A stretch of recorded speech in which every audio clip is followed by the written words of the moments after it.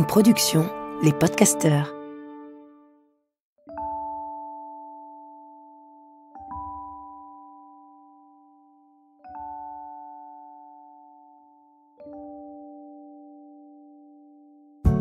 Bonjour.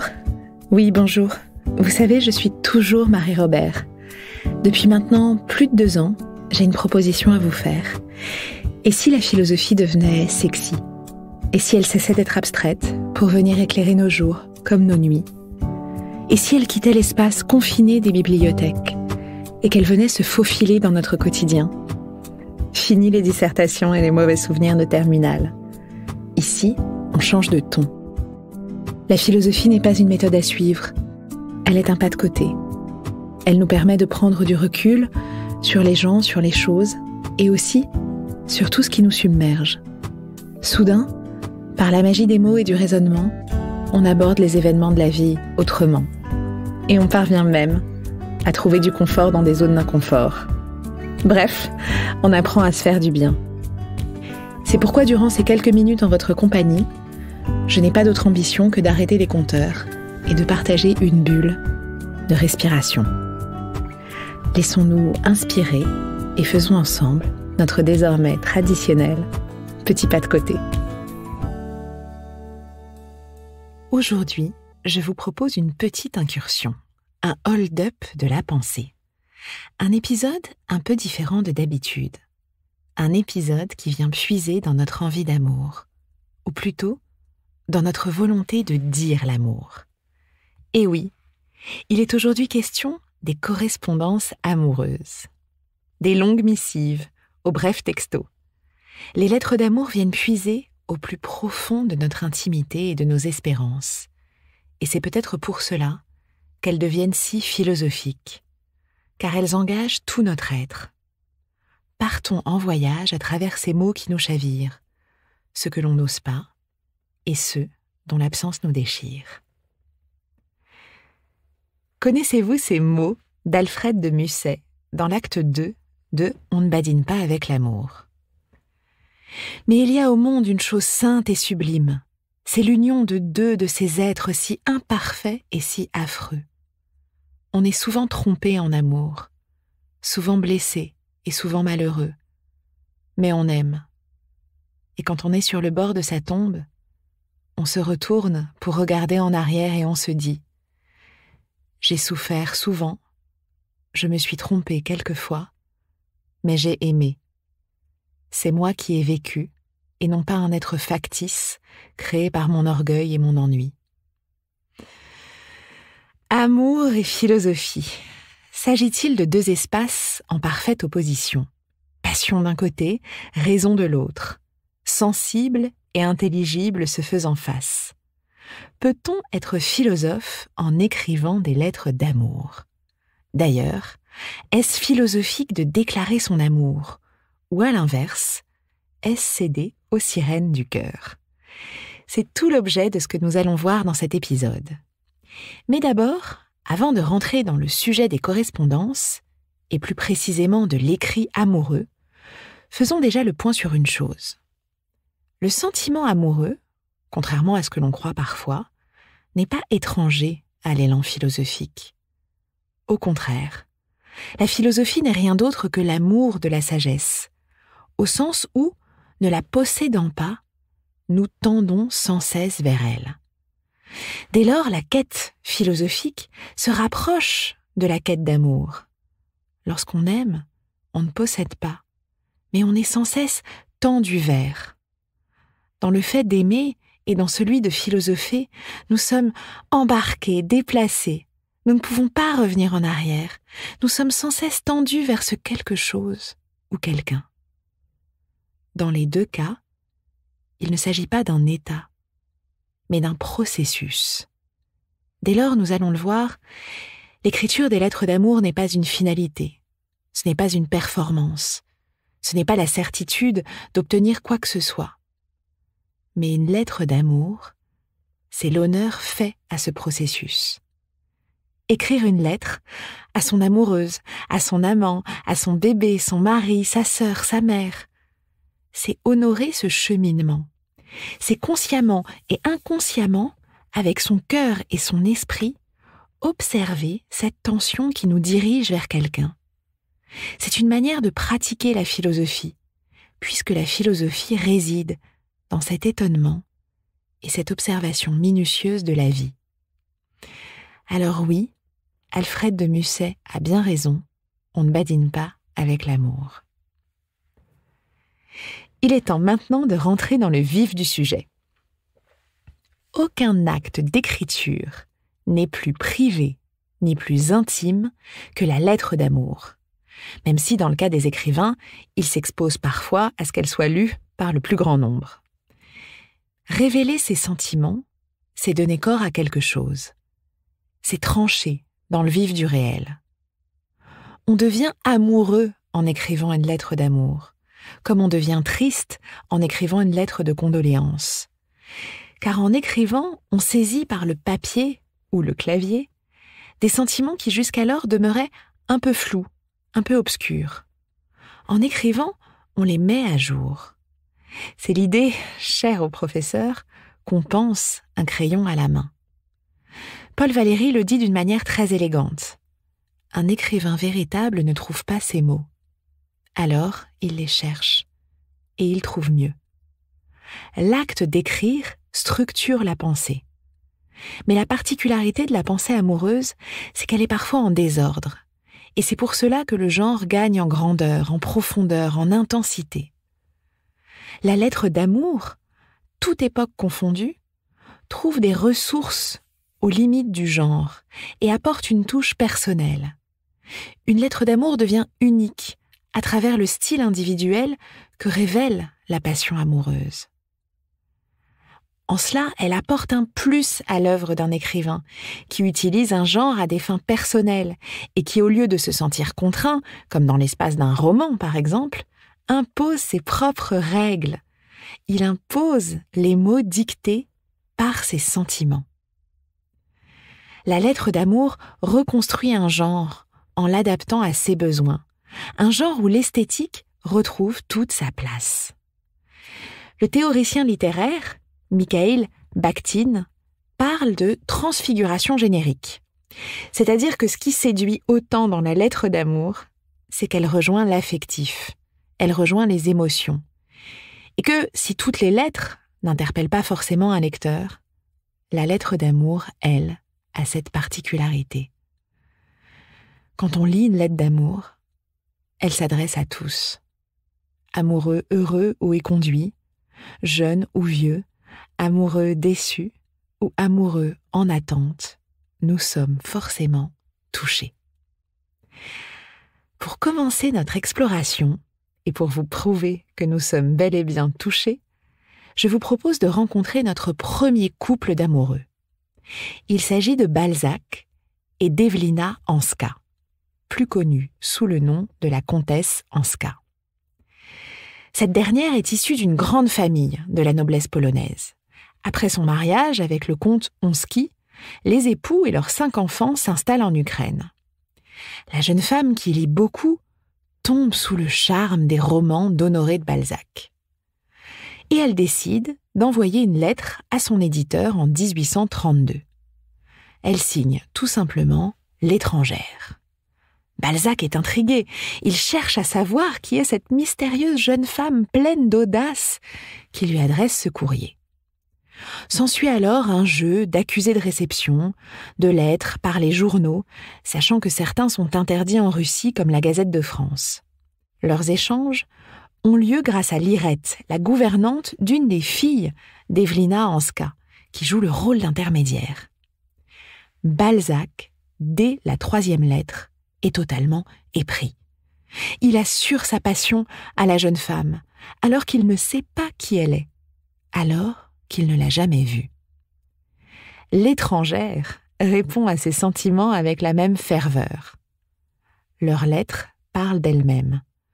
Hanska écrit « Vous devez aimer et l'être, l'union des anges doit être votre partage. Vos âmes doivent avoir des félicités inconnues. L'étrangère vous aime, tous les deux, et veut être votre amie. » Ce à quoi Balzac lui répond dans une même fièvre. « Je t'aime. mon ange de la terre, comme on aimait au Moyen-Âge, avec la plus entière des fidélités.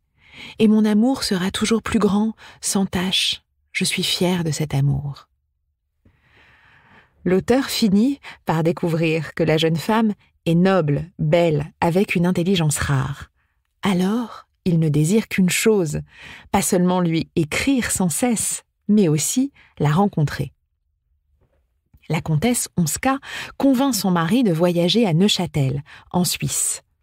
Celui-ci, peu jaloux, est ravi de rencontrer un écrivain français.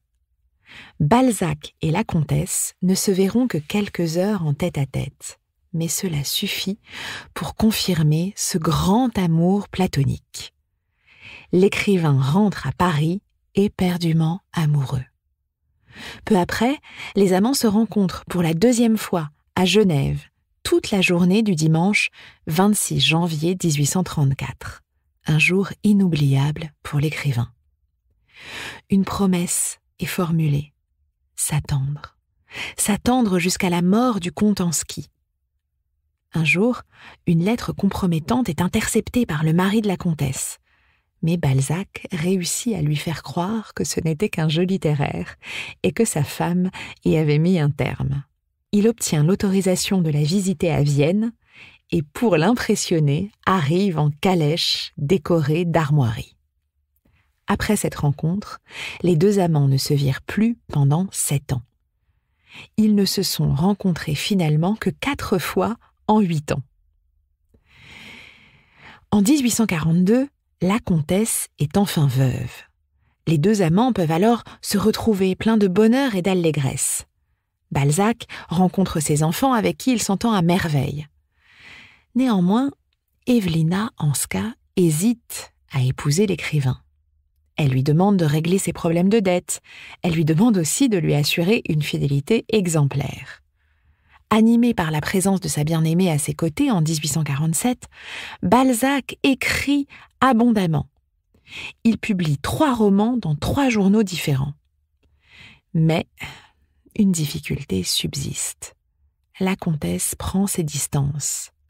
Car si elle se marie avec un sujet étranger, elle va perdre toutes ses terres et tous ses biens en Russie. Balzac, qui demeure toujours fou amoureux, insiste et lui prouve son amour par des allers-retours incessants en dépit de sa santé. Madame Hanska finit par céder et l'épouse en 1850. La jeune femme rêve d'un Paris mythique au bras de son grand écrivain. Ils emménagent aux 12 avenues de Fortuné. Malheureusement, la fortune ne sera pas à leur côté, car la maladie emporte l'écrivain 6 mois après, laissant la nouvelle Madame Balzac avec les dettes de son mari. Ce qui est intéressant ici, ce n'est pas la réalité de la relation, c'est la manière dont les mots ont séduit. C'est la manière dont les mots les ont tenus l'un l'autre. Leur histoire d'amour est avant tout une histoire de lettres. Je vous en lis un dernier extrait. Amour céleste, que de choses j'ai à te dire, et pour lesquelles il faudrait les saintes heures pendant lesquelles le cœur sent le besoin de se mettre à nu. Les adorables plaisirs de l'amour ne sont que les moyens d'arriver à cette union, cette fusion des âmes. Chère, avec quelle joie je vois mes fortunes de cœur et le sort de mon âme assuré. Oui, je t'aimerai, seule et unique dans toute ma vie. Tu as tout ce qui me plaît. Tu exhales pour moi le parfum le plus enivrant qu'une femme puisse avoir. Cela seul est un trésor d'amour. Je t'aime, avec un fanatisme qui n'exclut pas cette ravissante quiétude d'un amour sans orage possible. Oui, dis-toi bien que je respire par l'air que tu aspires, que je ne suis jamais à avoir d'autre pensée que toi. Tu es la fin de tout pour moi. Je t'aime, mon ange de la terre, comme on aimait au Moyen-Âge, avec la plus entière des fidélités. Et mon amour sera toujours plus grand, sans tache. Je suis fière de cet amour. C'est le principe d'une nouvelle vie. Voici les mots enivrants de Balzac à Madame Hanska. Mais un autre aspect essentiel dans les lettres d'amour, et c'est d'ailleurs très visible dans la correspondance entre Honoré de Balzac et Evelina Hanska, c'est la temporalité. Tous les amants veulent que leur amour soit éternel. Pourtant, leur correspondance est douloureusement marquée par le temps, puisque les lettres sont souvent datées et montrent plus que jamais l'évolution de la relation. La lettre, ou aujourd'hui le texto, est un acte de communication à distance, avec de nombreux éléments ancrés dans la situation pour que le temps, facteur d'oubli, ne puisse pas infléchir le cours des événements, séparer les correspondants. On raconte des détails du quotidien, on en ajoute, on marque la temporalité pour ne pas oublier, pour toujours se relier. La lettre d'amour, par cette temporalité décalée avec celui qui la reçoit, pérennise l'amour qui se poursuit entre deux êtres. C'est une sorte de fil maintenu dans le temps d'avant, l'écriture de la lettre, et le temps d'après, sa réception. C'est un fil lancé par le scripteur en attente de le voir repris par son destinataire.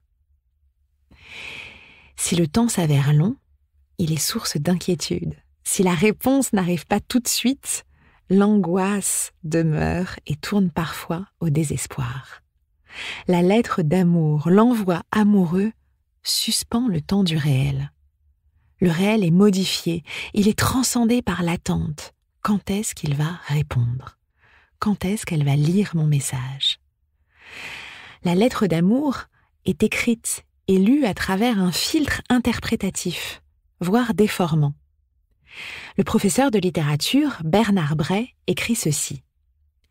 Chacun des deux correspondants, successivement lecteur et scripteur, vit ainsi dans un temps triple. Tout d'abord, il est ramené par sa lecture dans le passé, au moment ou aux deux moments où la lettre qu'il est en train de déchiffrer a été écrite. Il est d'autre part plongé dans le présent, où se déroule l'acte de la lecture et celui de l'écriture de la réponse, qu'on peut supposer immédiatement consécutif, et enfin il est projeté dans l'avenir, vers l'instant où sera lue cette réponse qu'il est en train de rédiger. Triple temporalité, l'écriture, la lecture et la projection. Et nous voici ainsi parvenus à notre seconde rencontre de la journée, celle de Paul Celan et d'Ingeborg Bachmann. Les deux êtres se rencontrent dans la Vienne de 1948, encore occupée par les troupes alliées. Ils sont issus de cultures et d'horizons différents, voire même opposés. Ingeborg Bachmann est la fille d'un instituteur protestant ayant adhéré au parti nazi autrichien, avant même l'accession d'Hitler au pouvoir. Paul Celan, né dans une famille juive de langue allemande, à Czernowitz, au nord de la Roumanie, a perdu ses deux parents dans un camp allemand et a connu l'internement en camp de travail roumain pendant 2 ans. Cette différence, tout comme leur volonté pour la dépasser, tout comme leur désir de renouer sans cesse le dialogue, va prendre toute la place dans la correspondance et dans leur relation. Ils échangent pour la première fois en mai 1948, lorsque Paul Celan fait cadeau d'un poème à Ingeborg Bachmann, jusqu'à la dernière lettre adressée en 1967. L'écriture est au centre de la vie de chacun des correspondants, dont les noms apparaissent dans des comptes-rendus critiques dès le début des années 50. Souvent au sein d'une même phrase, ils sont tous les deux considérés comme les représentants les plus importants de la poésie lyrique allemande de l'après-guerre. Mais écrire n'est pas une chose simple, ni pour l'un ni pour l'autre, et écrire des lettres d'amour n'est pas moins difficile. Tout au long de leur correspondance, on perçoit l'imperfection du dire, la lutte avec les mots, la révolte contre le silence de l'un ou le silence de l'autre. Tout ce que constitue l'amour occupe une place centrale dans cet échange épistolaire. Je vous en propose un extrait. C'est une réponse d'Ingeborg Bachmann le 25 septembre 1951. Mon chéri, cette lettre ne sera pas facile. Sans question et sans réponse, une année est passée. avec des petits mots peu nombreux, mais très tendus, de tout petits essais de paroles, dont à ce jour, il n'est pas encore sorti grand-chose. Te souviens-tu encore de nos premières conversations téléphoniques ? Combien cela était difficile ? Moi, quelque chose ne cessait de m'étouffer, un sentiment qui n'était pas sans rapport avec celui qui, jusqu'ici, portait nos lettres. Je ne sais pas si tu en conviendras avec moi, mais je veux bien le supposer. Tu m'écris avec une telle amertume sur la manière bizarre dont je me serais comportée lorsque j'étais devant l'alternative Paris ou l'Amérique. Je te comprends trop bien. Et c'est très douloureux maintenant aussi pour moi que tu aies perçu les choses ainsi. Quoi que je réponde à ce sujet, ce sera faux. Peut-être voulais-je juste te voir de la sorte si tu tenais encore à moi. Pas de façon délibérée, mais plutôt inconsciemment. Et je ne voulais pas non plus choisir entre toi et l'Amérique, mais quelque chose à l'écart de nous. D'autre part, il y a quelqu'un qui voudrait m'emmener à Paris avec lui. Je suis à peu près sûre que ça va se faire, parce qu'un jour, cela a déjà failli être le cas. Pour le moment, l'obstacle, c'est moi, parce que les examens terminaux du doctorat traînent en longueur à un point inimaginable. Tu pourrais conclure de tout cela que j'étais très loin de toi. Je ne peux te dire qu'une chose, aussi invraisemblable que ça me paraisse à moi-même, je suis très proche de toi. C'est un bel amour dans lequel je vis avec toi. Ce n'est que parce que j'ai peur d'en dire trop que je ne dis pas que c'est le plus beau. Paul, je voudrais prendre ta pauvre belle tête entre mes mains et la secouer pour lui faire comprendre clairement qu'en cela, j'en dis beaucoup, beaucoup trop pour moi. Car tu dois bien encore savoir combien c'est dur pour moi de trouver les mots. J'aimerais que tu puisses lire tout ce qui est écrit ici, entre les lignes. Sublime réponse d'Ingeborg Bachmann, mais ce qui est intéressant ici, c'est que la lettre et le mélange de temporalité fait que l'histoire s'étire dans le temps, qu'elle est justement ce que nous évoquions, cette triple temporalité qui rend possible le fait de revenir en arrière, de dialoguer avec soi-même et de se projeter dans l'avenir. Je ne sais pas si vous l'avez remarqué, mais il y a aussi un incontournable lorsqu'on parle d'amour. C'est la création d'un langage. Chaque couple crée un monde, élabore un langage et donne aux mots une connotation dont seuls les amoureux détiennent le secret. Tout d'un coup, une insignifiante brosse à dents devient l'objet d'un moment de complicité qui marquera à jamais toutes les autres brosses à dents. Le jour où l'on rompt, ces mêmes brosses à dents vont devenir figures d'épée qui transpercent notre cœur. Et c'est pareil pour tout le reste de l'existence. S'aimer consiste avant tout à inventer une langue, mais aussi à faire en sorte que les objets et les lieux soient perçus à travers 4 yeux. Surtout, lorsqu'on reçoit une lettre ou un SMS d'amour, on se met plus que jamais à scruter le langage, à tenter par tous les moyens de l'interpréter. Roland Barthes, dans ses fragments d'un discours amoureux, son texte phare, traite précisément de cela. En 1977, l'année de parution des fragments, il en vend 79 000 exemplaires. La preuve que de tout temps, le sujet intéresse. Viscéralement romantique, ce livre inclassable n'est pourtant pas un roman d'amour. En dépit de sa dimension autobiographique, qui trouve sa source dans une expérience douloureuse, Roland Barthes refuse de raconter l'amour comme une histoire qui aurait un début, une fin et une morale. L'épisode amoureux n'est pas seulement une maladie dont le langage permet de guérir. Ce qui l'intéresse, au contraire, c'est le grand ruissellement imaginaire qui traverse la personne amoureuse. C'est le paquet de phrases impossible à restituer comme un tout cohérent. C'est pourquoi ce discours amoureux se présente comme une série de fragments qui correspondent à autant de figures, autant d'états traversés par les gens amoureux et qui sont classés chez Roland Barthes par ordre alphabétique.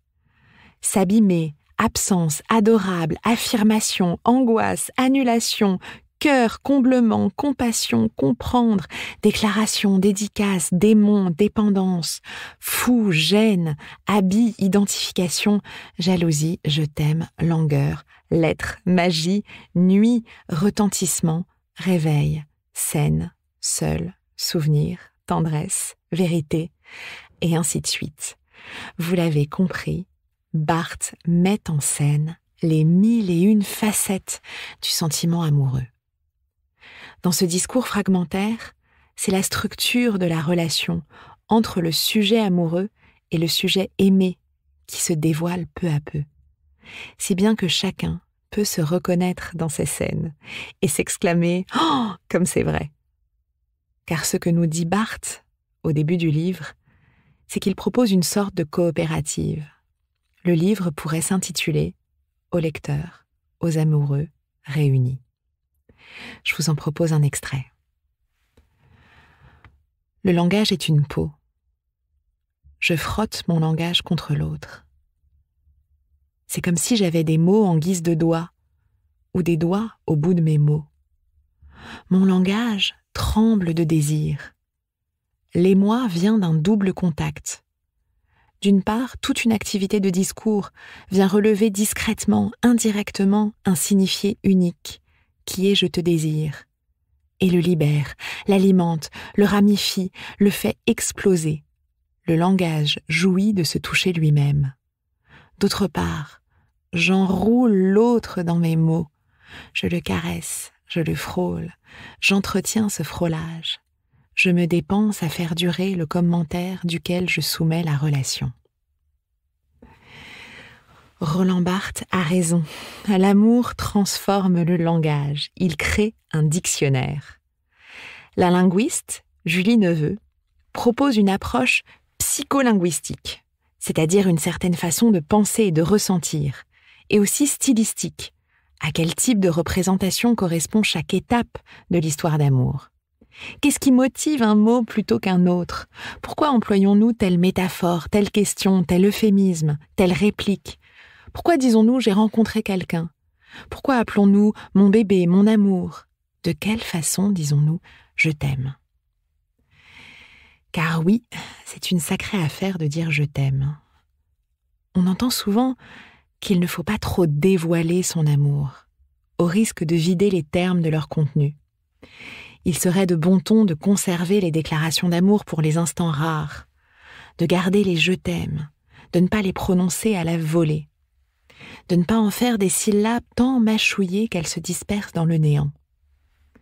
Tout cela est sans doute juste. Le langage est un outil qui réclame sans cesse notre présence. Pour autant, faut-il se taire ? Dire « je t'aime » est peut-être un danger, mais qu'en est-il de la douleur de ne jamais l'entendre ? Qu'en est-il du désarroi lorsqu'on le dit trop tard ? Lorsqu'on n'a pas osé le prononcer, par pudeur, par timidité, par orgueil ? L'amour exige d'être nommé pour grandir. Mais que dit-on et que fait-on lorsqu'on a recours à ce mystérieux mot de « je t'aime » ? Le « je t'aime » est une demande en même temps qu'une avance. Et toi ? Est-ce que tu m'aimes aussi ? C'est une promesse en même temps qu'un constat. Je t'aime et je t'aimerai. C'est un don de soi en même temps qu'un aveu. Je te livre ma personne en même temps que mon sentiment. Pour illustrer ce « je t'aime », allons à la rencontre de notre troisième couple. J'ai nommé Albert Camus et Maria Casares. Le 19 mars 1944, Albert Camus et Maria Casares se croisent chez Michel Leiris. L'ancienne élève du conservatoire, originaire de la Corogne en Espagne, fille d'un républicain espagnol en exil, n'a que 21 ans. Elle a débuté sa carrière en 1942 au Théâtre des Mathurins, au moment où Albert Camus publiait L'étranger chez Gallimard. L'écrivain vit alors seul à Paris. La guerre l'a tenu éloigné de son épouse Francine, enseignante à Oran. Sensible au talent de l'actrice, Albert Camus lui confie le rôle de Martha pour la création du Malentendu en juin 1944. Et durant la nuit du débarquement, Albert Camus et Maria Casares deviennent amants. ce n'est que le prélude d'une grande histoire amoureuse, qui prendra son vrai départ seulement en 1948 et qui se poursuivra jusqu'à la mort accidentelle de l'écrivain en janvier 1960. Pendant ce temps-là, Albert Camus et Maria Casares n'ont jamais cessé de s'écrire, notamment lors de longues semaines de séparation dues à leur engagement artistique et intellectuel, dû au séjour au grand air des uns ou aux obligations familiales des autres. Sur fond de vie publique et d'activités créatrices, leur correspondance croisée révèle quelle fut l'intensité de leur relation intime, s'éprouvant par le manque et l'absence, autant que dans le consentement mutuel, la brûlure du désir, la jouissance des jours partagés, les travaux en commun, la quête du véritable amour, sa parfaite formulation et son accomplissement. L'œuvre d'Albert Camus était bien sûr traversée par la pensée et l'expérience de l'amour, mais sa correspondance met en avant à quel point c'est sa constante préoccupation. Quand on a aimé quelqu'un, on l'aime toujours, confiait Maria Casares bien après la mort d'Albert Camus. Je vous propose un court extrait de leur correspondance. Albert Camus s'adresse à Maria Casares en 1950. « Je t'aimais avec de grands battements de cœur. Depuis quelques jours, je vois en moi cet amour dans sa nudité. Si cette lettre te trouve dans ton lit, qu'elle me glisse près de toi, tiède. Ah, comme je te serrerais, comme je te dépouillerais vite. Je t'aime gravement et follement. Je t'embrasse du haut en bas et je te remercie du fond du cœur pour être rentré dans ma vie si merveilleusement. » L'amour et l'amour amoureux, à la différence des autres formes d'amour, répond souvent à des phases qui se traduisent justement dans les correspondances. La linguiste, Julie Neveu, en identifie 4. Il y a d'abord l'amour fantasme qui suit la rencontre. C'est le moment où le langage explose en quantité, en créativité. Les SMS volent, les lettres s'écrivent, les emails s'échangent. Et cette créativité est d'autant plus grande qu'elle se rapporte à un fantasme. Qui est l'autre ? Vient ensuite l'amour fusion, où le langage gagne en densité métaphorique. Le désir est puissant, le corps entre en jeu, les peaux en contact. C'est le vertige de vie qui suit de près la déclaration, qui suit de près les « je t'aime ». L'intensité expressive est maximale. Ensuite, on découvre l'amour possession, qui décrit le devenir du couple, alors installé dans un temps long, dans un espace dorénavant partagé, quand il n'y a plus de rendez-vous amoureux, mais un chez-soi commun. Le langage refaçonne l'identité de l'autre, qui nous devient familier. Il y a moins d'écrits, moins de lettres échangées. On réduit le sauvage, car l'énergie amoureuse investit le quotidien. Et puis, il y a parfois l'amour figé, l'amour désastre, la phase triste, voire tragique, celle où le langage du couple entre en crise. L'espace conjugal devient le lieu de crispation, de figement, de silence. Le langage ne sert plus à communiquer ou à échanger. Les lettres disparaissent. Mais le langage caractérise l'autre en permanence, le caricature, l'assigne, l'accuse. Le moment de la rupture, la déclaration de rupture, apparaît comme le comble de la communication impossible. 2 monologues incompatibles échouent à exister. On passe du « je t'aime » enflammé au « j'ai besoin d'air ». Et tout au long de ces étapes, l'amour se dit, se déclare, se textote, s'écrit jusqu'au bout. Ce sont les paroles qui le font vivre. Alors ne soyons pas avares de mots, de langage, de missives. Pour finir ce rapide aperçu sur les lettres amoureuses, sur toutes les étapes, sur toutes ces correspondances, sur cette manière de dire toutes ces émotions en nous, je vous propose un texte qui n'est pas facile à lire jusqu'au bout et pourtant qui condense tout ce qui donne la force de vivre chaque jour. C'est un texte sur l'impossible séparation, sur l'insupportable déchirure, sur l'intolérable perte. C'est un extrait de André Gorz, Lettre à D. Tu viens juste d'avoir 82 ans. Tu es toujours belle, gracieuse et désirable. Cela fait 58 ans que nous vivons ensemble. Et je t'aime plus que jamais. Récemment, je suis tombée amoureux de toi une nouvelle fois. Et je porte de nouveau en moi un vide dévorant que ne comble que ton corps, serré contre le mien. La nuit, je vois parfois la silhouette d'un homme qui, sur une route vide et dans un paysage désert, marche derrière un corbillard. Je suis cet homme. C'est toi que le corbillard emporte. Je ne veux pas assister à ta crémation. Je ne veux pas recevoir un bocal avec tes cendres. Je guette ton souffle, ma main tes fleurs. Nous aimerions chacun ne pas avoir à survivre à la mort de l'autre. Nous nous sommes souvent dit que si, par impossible, nous avions une seconde vie, nous voudrions la passer ensemble. J'espère que ce panorama vous aura donné envie d'écrire votre amour, de le dire jusqu'au bout, jusqu'à l'impossible bout. Merci pour votre écoute. N'oubliez pas qu'ici, il n'est pas question de leçons, mais juste d'une proposition, d'une hypothèse, qu'il vous appartient de confirmer ou non. On se retrouve dans 15 jours.